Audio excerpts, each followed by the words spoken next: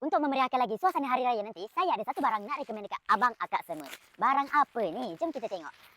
Ini dia lampu raya solar. Kalau lampu raya kita biasa dengar, kali ni unik sikit sebab dia pakai tenaga solar. Inilah solar panel dia. Kecil je solar panel dia. Lepas tu ini lampu dia. Ini 4 kali 2 meter. Bila kita cakap pasal tenaga solar, dah tentu-tentu tak perlukan plug. So kita akan pasang lampu dia dulu. Lepas tu bahagian ni pula kita akan jemur dekat kawasan yang kena cahaya matahari. Lepas tu tekan je butang on dekat sini untuk buka lampu. Lampu dia pula lampu-lampu mini je. Bolehlah buat liklap-liklap. So, sekarang kita nak pasang lampu ni dekat depan rumah.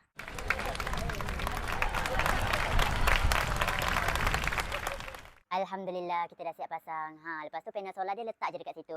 Dan inilah hasilnya. Oh, cantik. Ini baru sebahagian kita buat. Tekan je butang ni. Boleh tukar-tukar mode. Okey, ni kalau tengok daripada dalam. Woi, cantik betul. Woi. Macam ni barulah rumah raya nampak meriah. So nanti kalau korang teringin nak beli, aku dah sediakan dekat beg kuning. Korang belilah yang panjang sikit, 4 meter ke, 6 meter ke.